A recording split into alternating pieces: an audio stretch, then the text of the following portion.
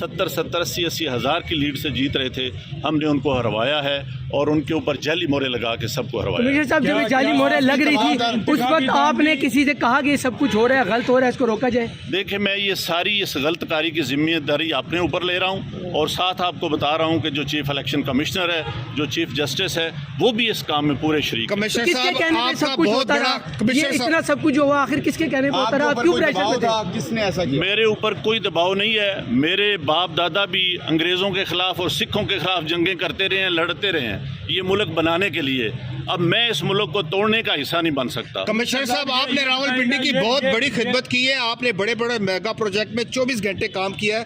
یہ بتائیے گا کہ آپ کو کمشنر چیف الیکشن کمیشن دباؤ میں لا رہا تھا کہ یہ کریں سارے کام، لوگ جیتوں کو آپ نے ہرایا، آپ کو نیند کیسے آتی رہی، کس طرح آپ کا ضمیر جاگ گیا؟ دیکھیں میں نے راولپنڈی کے لیے 16 گھنٹے کام کیا ہے. میں نے یہاں رنگ روڈ بنایا ہے، دوچا ڈیم بنایا ہے، ہولی فیملی ہاسپٹل بنایا ہے، جم خانہ بنایا ہے، میں نے لاری اڈے بنائے ہیں، مزدوروں کے لیے سینٹر بنائے ہیں، منشیات کے اڈے سینٹر بنائے ہیں.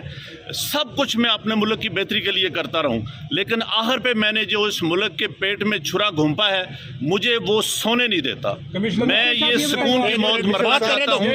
میں جو میں نے ظلم کیا ہے مجھے اس کی سزا ملنی چاہیے اور باقی بھی اس ظلم میں جو لوگ شامل ہیں پولیس بھی شامل ہے؟ ان کے نام بتائیں گے جو لوگ آس پاس یہاں پر تھے؟